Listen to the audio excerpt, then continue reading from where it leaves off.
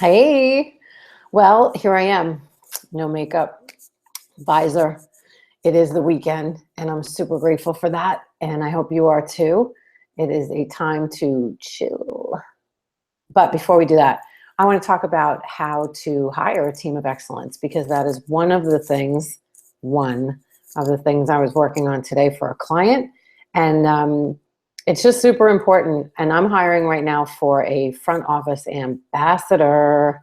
I don't call them front office staff. I don't call them front office people. I think they're really, really important to a team, especially when it comes to providing hospitality and healthcare.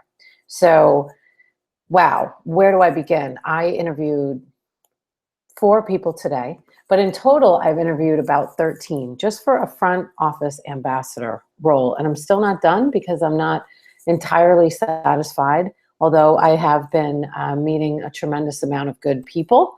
They just don't have that injection of energy that I need within this practice to make it a center of excellence, right? Just one center of excellence starts with the phone. It starts with how they answer it and everything else after that, right? It's just being nice to the people walking through the door and providing a smile. So I truly believe that one of the reasons practices need my help is because they don't have the right team in place. A lot of physicians hire me to grow their practice, but I can't grow the practice if I don't know who the team is. So when I think about going in and assessing what's going on, I'm looking to see who the staff is and who hired that staff. And then I want to know how they went about hiring. So my ads in particular aren't like most. I put in my ad that happiness is mandatory. If you're not happy, then I can't have you helping patients, right? Because patients usually don't feel good when they're coming into an office and they need somebody that's going to provide them with just a little happiness. And it makes a big difference. So you can compare it to when you go to a restaurant and you have a great waitress, you remember her name, you ask for her the next time. Well, the same holds true for a medical practice. The same holds true for any business, really. The first person is the introduction to your business. It is the introduction to how you run the rest of your practice, right? So if you have Miserable Mary, that's what I like to call her up front, and she's not greeting everybody with a big old smile and not leaving that suitcase of baggage at the door because everybody has stuff, right? You can leave it there and pick it up when you leave. That's not a problem. We don't want to bring that into an office setting, especially when there's medical care going on. So is just, I'm having human interactions. That's what I'm doing. I'm getting to know who this person is, how they answer the phone, how they leave a voicemail tells a lot about them. I have called people when I have a scheduled phone screening and the voicemail's pretty nasty. So because of that, I know that's how they're going to be. You know, they might show up and give me a smile, but that background information that I get from just checking their voicemail is really key. You really have to inspect what you expect.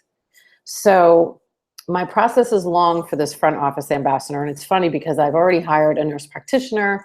I've hired a director of operations who starts on Monday.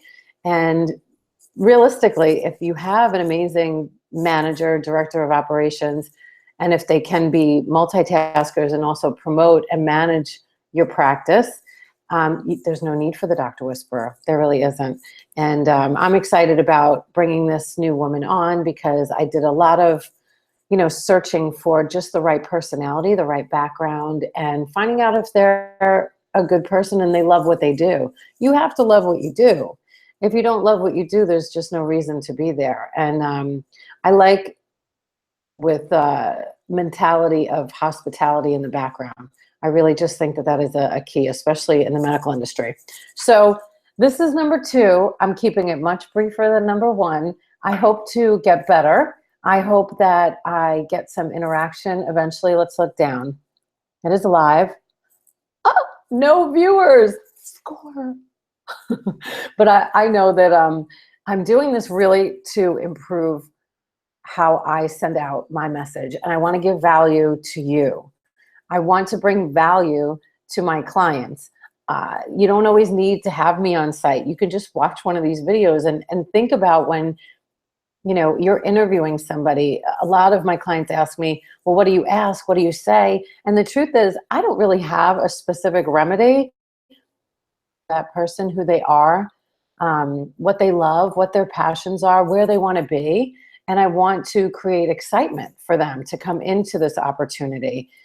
So it takes a comfortability, and as Gary Vee always talks about, having self-awareness, and I definitely have that self-awareness. So I'm watching that, I'm listening, I'm observing how they show up, what they're wearing. You know, if they show up to an interview with a visor and no makeup on and a tank top and a headset sticking out, probably not going to hire you. Just saying. So I hope you enjoyed this, and I hope to bring you some more value. If you have any specific talks you want me to speak about, I would love to do that.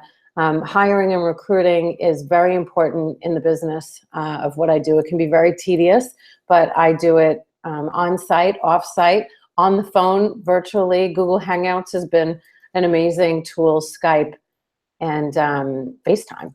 You know, we don't have to actually physically be anywhere. I have virtually recruited for clients in New York, and I look forward to doing more of the same. So thanks again for tuning in, and I'm super excited you were here, and I am looking forward to the next one on Monday. Thank you, Gary Vaynerchuk, for being in my head and making me do this. So enjoy your weekend.